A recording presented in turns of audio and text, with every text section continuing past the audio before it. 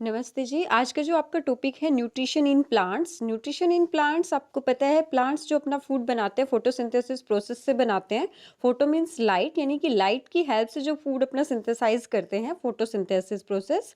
इसके अंदर आपको पता है ग्रीन प्लांट्स पार्टिसिपेट करते हैं। ग्रीन प्लांट्स फोटोसिंथेसिस की हेल्प से अपना फूड बनाते हैं। सभी प्लांट्स नहीं बनाते। जैसे कौन सा प्लांट्स, अगर आप बोले कौन से प्लांट की कौन सी कैटेगरी है जो फोटोसिंथेसिस से अपना फूड नहीं बनाते, तो that is fungus.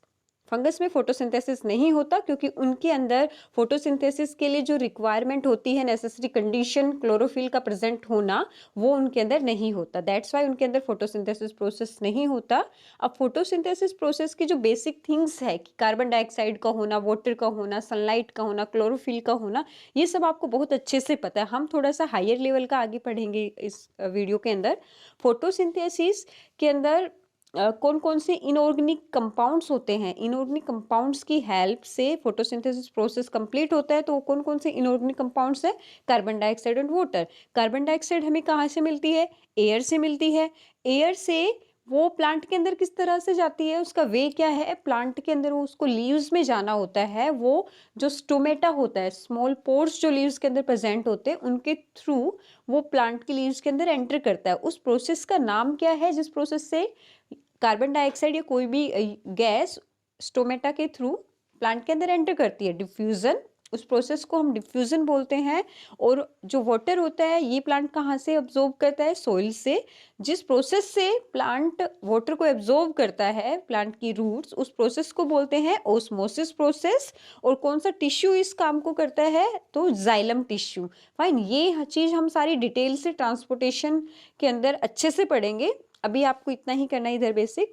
Next, anabolic process भी बोलते हैं फोटोसिंथेसिस को। व्हाई? क्योंकि इस प्रोसेस के अंदर, फोटोसिंथेसिस प्रोसेस के अंदर जो सिंपल सब्सटेंस होता है वो कॉम्प्लेक्स सब्सटेंस के अंदर कन्वर्ट हो जाता है। जैसे कार्बन डाइऑक्साइड और वाटर सिंपल है और ये ग्लूकोज यानी कि कॉम्प्लिकेट, इनके कंपैरिजन में कॉम्प्लेक्स सब्सटेंस के अंदर कन्वर्ट होता है। तो फोटोसिंथेसिस को एक एनाबॉलिक प्रोसेस भी कहा जाता है। उसके बाद कुछ बैक्टीरिया भी ऐसे होते हैं जो फोटोसिंथेसिस जिनके अंदर होता है। Example, euglena and chrysamoeba. आपको ये दो नाम याद रखने हैं, यूग्लिना एंड क्राइसमीबा, जिनके अंदर फोटोसिंथेसिस होता है। और फंगस ऐसे प्लांट की कैटेगरी है जिनके अंदर फोटोसिंथेसिस नहीं होता। कार्बन डाइऑक्साइड प्लांट के अंदर डिफ्यूजन प्रोसेस के थ्रू जाती है और वाटर प्लांट के अंदर ओस्मोसिस प्रोसेस के थ्रू जाता है। फाइन। एंड फोटोसिंथेसिस को एनाबॉलिक प्रोसेस भी कहते हैं। नेक्स्ट देखिए, ये केमिकल रिएक्शन, इससे आप बहुत अच्छे से फैमिलियर है, लेकिन इसमें अभी आपको क्या स्टडी करना है कि देखिए, जो वाटर है H2O, H2O बाद में जब रिएक्शन कंप्लीट होती है तो H2O से क्या बनता है? ऑक्सीजन, जो कि इसका बाय प्रोडक्ट है। इस केमिकल रिएक्शन का, फोटोसिंथेसिस का बाय प्रोडक्ट है ऑक्सीजन। ये किससे बना है? यहाँ पर वाटर से बना है ऑक्सीजन। देखो यहाँ पर इस केमिकल फॉर्मूले में वाटर में H2O है, बाद में इससे ऑक्सीजन बना O2, यानी कि हाइड्रोजन गायब हुआ। जब हाइड्रोजन गायब होता है तो उस रिएक्शन को क्या बोलते हैं? Oxidation reaction. ये मैंने आपको सिंपल, थोड़ा सा सिंपल लैंग्वेज में बोला है, प्रॉपर डेफिनेशन में नहीं बताया आपको। अपने केमिस्ट्री के फर्स्ट चैप्टर में बहुत अच्छे से ऑक्सीडेशन और रिडक्शन रिएक्शन के बारे में पढ़ा होगा। यहाँ पर मैंने सिंपल वर्ड्स में आपको समझाने के लिए, याद कराने के लिए चीज बोली है। कार्बन डाइऑक्साइड से क्या बन रहा है? यहाँ पर कार्बोहाइड्रेट बन रहा है, ये इसके अंदर रिड्यूस हो रहा है। यहाँ पर कार्बन और ऑक्सीजन है, यहाँ पर हाइड्रोजन ऐड हो रहा है। तो जब भी हाइड्रोजन ऐड होता है उस रिएक्शन को रिडक्शन रिएक्शन बोलते हैं। तो कार्बन डाइऑक्साइड से कार्बन डाइऑक्साइड रिड्यूस होके क्या बन गया? कार्बोहाइड्रेट। और वाटर ऑक्सीडाइज होके क्या बन गया? ऑक्सीजन। ठीक है, इसके अंदर ऑक्सीडेशन और रिडक्शन दोनों टाइप की रिएक्शन हो रही है, इसलिए फोटोसिंथेसिस रिएक्शन को, प्रोसेस को ऑक्सीडेशन रिडक्शन प्रोसेस भी कहा जाता है। फाइन। और ये क्वेश्चन भी बहुत बार पूछा जाता है कि जो ऑक्सीजन बाय प्रोडक्ट होता है फोटोसिंथेसिस का, वो किससे बनता है? तो वो एग्जाम्पल, उसका क्या होगा आंसर? वाटर। यहाँ पर वाटर से ऑक्सीजन बन रहा है और कार्बन डाइऑक्साइड से कार्बोहाइड्रेट, यानी कि यहाँ पर ग्लूकोज फॉर्म्ड हो रहा है। इसके साथ ही फोटोसिंथेसिस के अंदर सोलर एनर्जी कौन सी एनर्जी में कन्वर्ट होती है? केमिकल एनर्जी के अंदर। और साथ ही यहाँ पर एक ये पॉइंट भी नोट किया जा सकता है कि फोटोसिंथेसिस प्रोसेस के अंदर कार्बन डाइऑक्साइड का फिक्सेशन होता है किसके अंदर? शुगर के अंदर। ठीक है, शुगर या कार्बो, जो कि कार्बोहाइड्रेट का ही एक पार्ट है, उस वो बनता है, किसके फिक्सेशन से बनता है? वो कार्बन डाइऑक्साइड के अंदर फिक्सेशन होती है, तब कार्बोहाइड्रेट बनता है। और वाटर से क्या, वाटर का ऑक्सीडाइज होकर क्या बनता है? ऑक्सीजन बनती है। फाइन। साथ ही आपको एक ये चीज भी ध्यान रखते हैं कि 1 ग्राम ग्लूकोज को बनाने के लिए प्लांट को, यानी कि फोटोसिंथेसिस प्रोसेस के अंदर कितने किलो कैलोरी एनर्जी की रिक्वायरमेंट होती है? 686 किलो कैलोरी एनर्जी की रिक्वायरमेंट होती है 1 ग्राम ग्लूकोज को बनाने के लिए। नेक्स्ट देखिए ये डायग्राम, इससे आप बहुत अच्छे से फैमिलियर हो। सोइल स्टर्म, आपकी लीफ के अंदर फोटोसिंथेसिस की केमिकल रिएक्शन होती है यहाँ पर, इससे आप बहुत अच्छे से फैमिलियर हो। स्टम और रूट्स के अंदर फोटोसिंथेसिस प्रोसेस नहीं होता। क्यों नहीं होता? क्योंकि यहाँ पर जो इसकी नेसेसरी कंडीशन है क्लोरोफिल, वो प्रेजेंट नहीं होता, इसलिए वो कहाँ पर प्रेजेंट होता है? वो लीव्स के अंदर प्रेजेंट होता है। तो जो केमिकल रिएक्शन होती है फोटोसिंथेसिस की, वो कहाँ पर होती है? प्लांट में लीव्स के अंदर होती है। और लीव्स का जो ग्रीन कलर होता है वो भी आपको पता है किसकी वजह से होता है? क्लोरोफिल की वजह से होता है, क्योंकि क्लोरोफिल एक्चुअल में एक ग्रीन कलर का ही पिगमेंट होता है। ग्रीन कलर का पिगमेंट क्यों होता है? क्योंकि वो विजिबल लाइट जो उस पर पड़ रही है, उसके ग्रीन लाइट को, विजिबल लाइट के ग्रीन पार्ट को वो रिफ्लेक्ट करता है, इसलिए हमें उसका कलर ग्रीन दिखाई देता है। और जो क्लोरोफिल होता है, इसका फंक्शन मेन एक और क्या होता है? सनलाइट को एब्जॉर्ब करना। जो सनलाइट को एब्जॉर्ब करता है, जो कि केमिकल रिएक्शन के लिए रिक्वायरमेंट जरूरी होता है, उसको एब्जॉर्ब कौन करता है? क्लोरोफिल करता है। नेक्स्ट देखिए, आपसे क्वेश्चन इस तरह से पूछा जा सकता है, what are the necessary conditions for the photosynthesis, जो कि आपको अच्छे से पता है। नेसेसरी कंडीशंस मेनली 4 आती है: carbon dioxide, water, chlorophyll and sunlight. Carbon dioxide किसके थ्रू एंटर करता है? स्टोमेटा के थ्रू एंटर करता है। किस प्रोसेस से करता है? डिफ्यूजन प्रोसेस से करता है।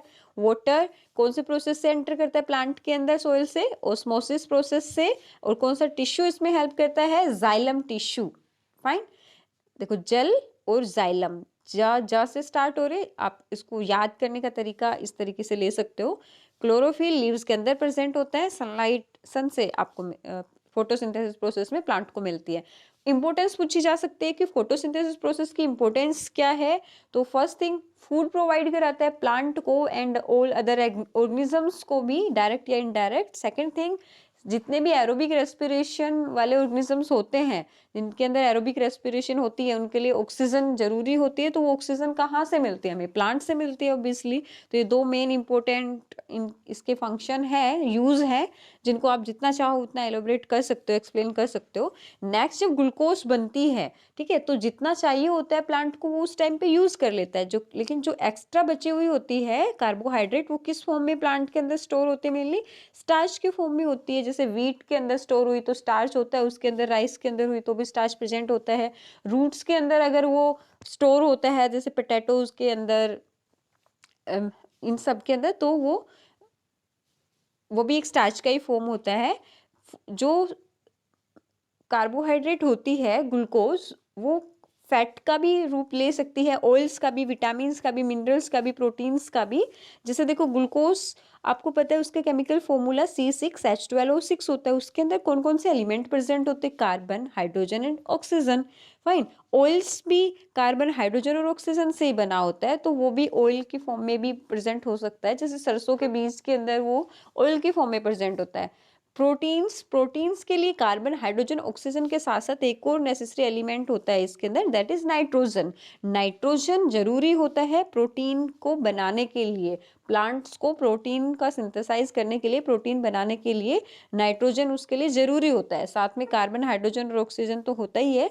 तो जो ग्लूकोज, जो कार्बोहाइड्रेट बनता है फोटोसिंथेसिस के दौरान, उसके बाद उसमें नाइट्रोजन जब ऐड होती है तो प्रोटीन का निर्माण होता है, प्रोटीन बनता है। अब जो नाइट्रोजन होती है प्लांट को कहाँ से मिलती है?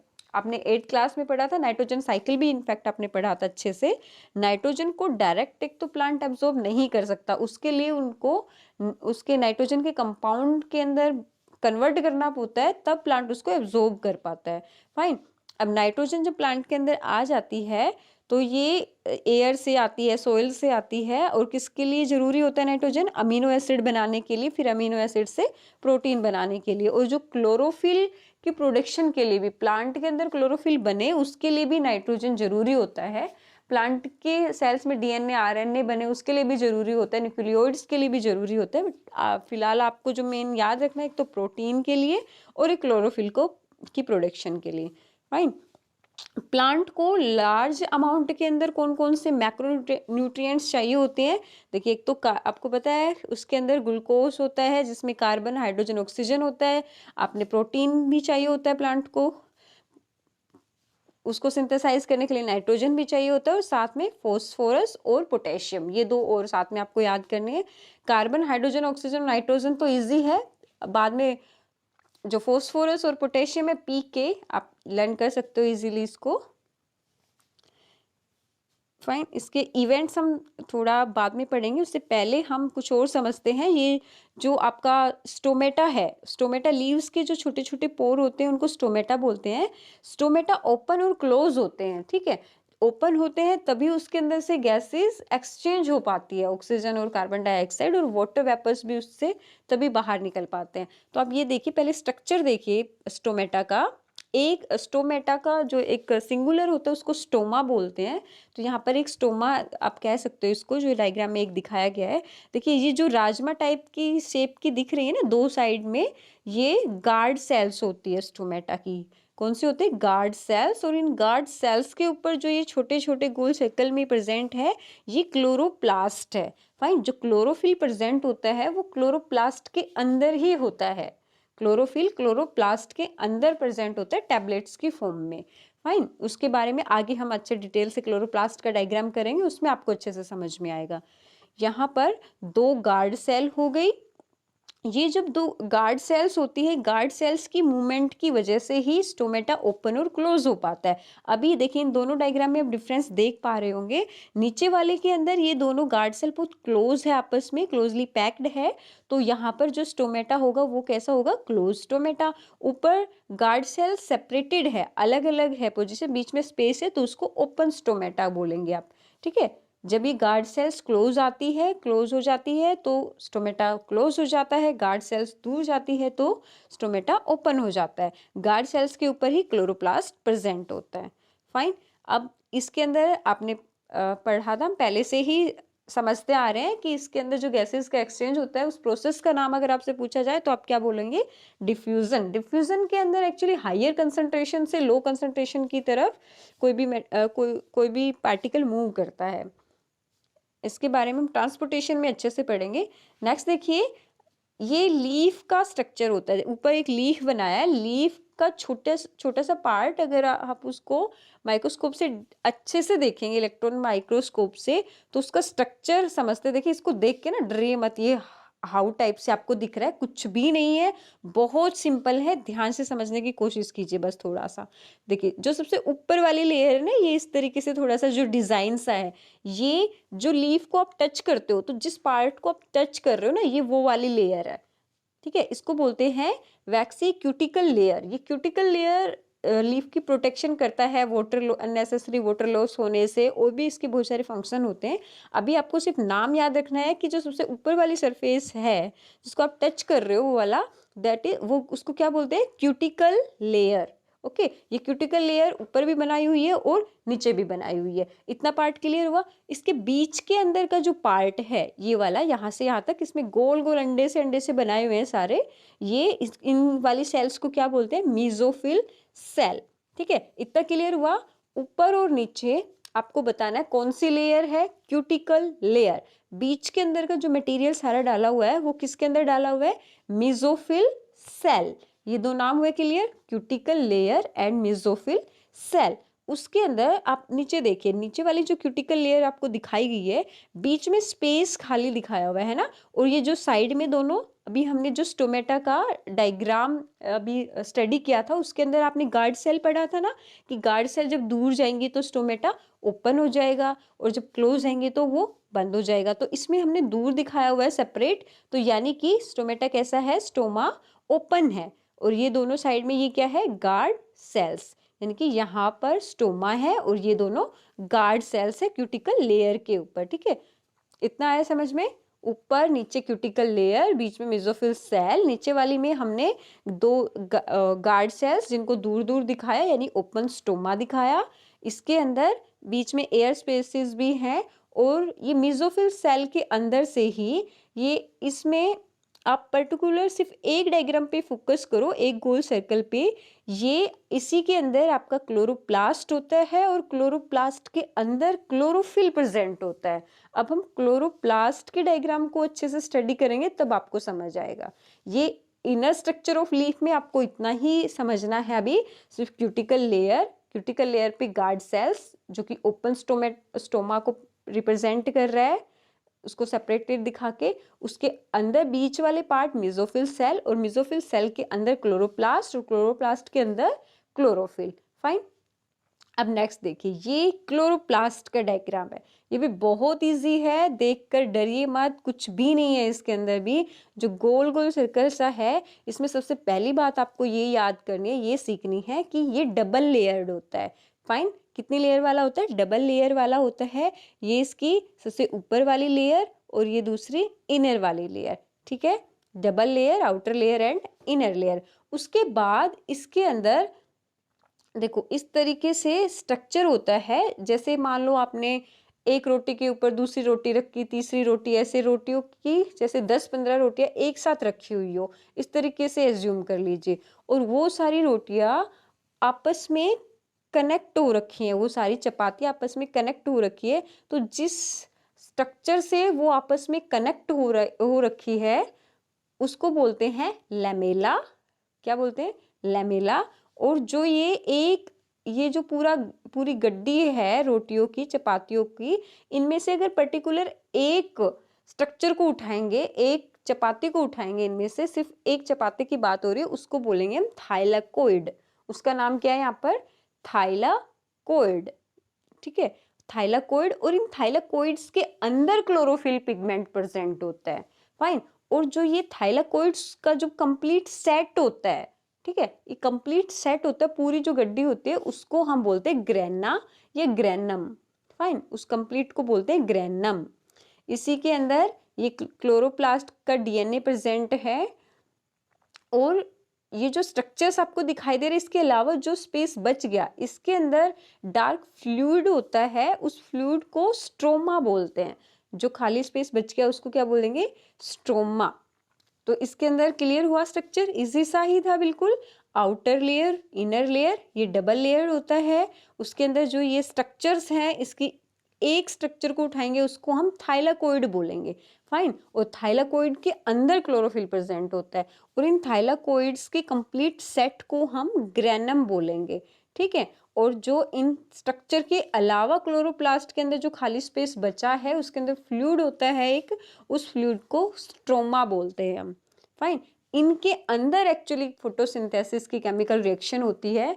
और जो फोटोसिंथेसिस की केमिकल रिएक्शन होती है 2 पार्ट के अंदर होती है, आपको याद रखना है 2 पार्ट के अंदर होती है।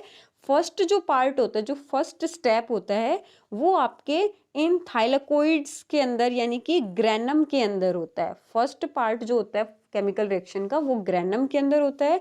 सेकेंड पार्ट जो होता है वो स्ट्रोमा के अंदर होता है। फर्स्ट ग्रेनम में और सेकेंड स्ट्रोमा के अंदर। जो फर्स्ट पार्ट में क्या होता है? फर्स्ट पार्ट में सनलाइट एब्जॉर्ब करता है, ग्रेनम के अंदर जो क्लोरोफिल होता है वो सनलाइट को एब्जॉर्ब करेगा। एब्जॉर्ब करने के बाद सबसे पहले जो वाटर मॉलिक्यूल्स है उनको ब्रेक डाउन करेगा, उसके अंदर से इलेक्ट्रॉन्स निकलेंगे और उसके बाद एनर्जी बनेगी और एनर्जी एटीपी की फॉर्म में बनेगी, वो फिर प्रोवाइड कराई जाएगी, स्टोमा के पास जाएगी। फिर वहाँ पर जो इलेक्ट्रॉन्स और एनर्जी होती है उसकी हेल्प से कार्बन डाइऑक्साइड कार्बोहाइड्रेट के अंदर कन्वर्ट होता है। ठीक है, इसको अब हम एक बार अच्छे से देखते हैं। यहाँ पर देखो, फोटोसिंथेसिस को ऑक्सीडेशन रिडक्शन रिएक्शन भी बोलते हैं। फोटोसिंथेसिस कितने फेजेस में कंप्लीट होता है या कितने स्टेप में? 2 फेजेस, फर्स्ट एंड सेकंड। अब फर्स्ट फेज पढ़ते हैं। फर्स्ट फेज जो होता है उसको हिल रिएक्शन भी बोलते हैं। जो पहली होता है फर्स्ट फेज, उसके अंदर जो रिएक्शंस होते हैं उनको हिल रिएक्शन भी बोलते हैं और फोटोकेमिकल रिएक्शन भी बोलते हैं। क्यों? क्योंकि जो फर्स्ट फेज की जो रिएक्शन होती है उसके अंदर लाइट का प्रेजेंट होना मस्ट है। यानी कि जो फर्स्ट फेज है वो लाइट के बिना, सनलाइट के बगैर हो ही नहीं सकती, इसलिए उसको फोटोकेमिकल रिएक्शन बोलते हैं। ये होती कहाँ है, अभी हमने पढ़ा ग्रैनम के अंदर। यहाँ पर जो थाइलाकोइड्स का एक कंप्लीट सेट है इसको ग्रैनम बोलते हैं। ये कहाँ पर कंप्लीट होती है फोटोकेमिकल रिएक्शन, ग्रैनम में होती है। क्या होता है इसके अंदर, फर्स्ट फेज के अंदर जो वाटर है वो ऑक्सीडाइज होता है, किसके अंदर, ऑक्सीजन के अंदर, और साथ में इलेक्ट्रॉन्स, 4 इलेक्ट्रॉन्स निकलते हैं, और एटीपी और NADPH, ये एटीपी एनर्जी की फॉर्म में है और NADPH जो आगे रिएक्शन में हेल्प करता है, यहाँ पर ये बनता है। फोटोकेमिकल रिएक्शन ग्रैनम में होती है जिसको हिल रिएक्शन भी बोलते हैं, और यहाँ पर फर्स्ट फेज में सबसे पहले वाटर जो होता है ऑक्सीडाइज होता है ऑक्सीजन के अंदर, और साथ में एनर्जी भी रिलीज होती है, NADPH भी बनता है। फाइन।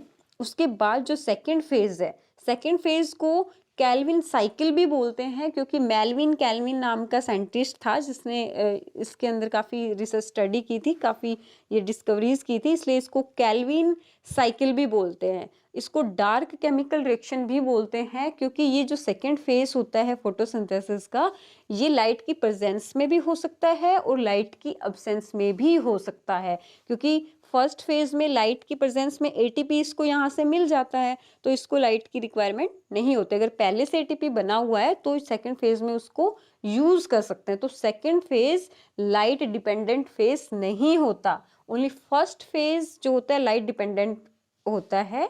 सेकेंड फेज बिना लाइट के भी कंप्लीट हो सकता है, इसलिए इसको डार्क केमिकल रिएक्शन बोलते हैं। इसको ब्लैकमैन्स रिएक्शन भी बोलते हैं, क्योंकि उसने भी इसके अंदर काफ़ी स्टडी किया था, काफ़ी डिस्कवरीज की थी।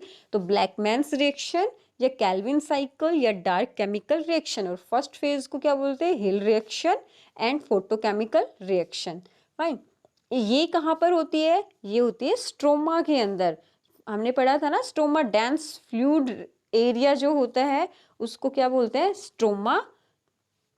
स्ट्रोमा देख लीजिए आप एक बार फिर से डायग्राम के अंदर, ये जो कंप्लीट थाइला, एक सिंगल पर्टिकुलर स्ट्रक्चर को थाइलाकोइड बोलते हैं, कंप्लीट सेट को ग्रैनम बोलते हैं, और ये ग्रैनम, एक ग्रैनम दूसरे ग्रैनम से लैमेला से कनेक्ट होता है, और बाकी जो बीच के अंदर जो स्पेसेस बचा जहाँ पर जो फ्लूइड प्रेजेंट होता है, डेंस फ्लूइड, उस वाले एरिया को स्ट्रोमा बोलते हैं। तो जो सेकेंड फेज की रिएक्शन होती है वो स्ट्रोमा के अंदर होती है, और उसके अंदर क्या होता है, कार्बन डाइऑक्साइड का रिडक्शन होता है कार्बोहाइड्रेट्स के अंदर।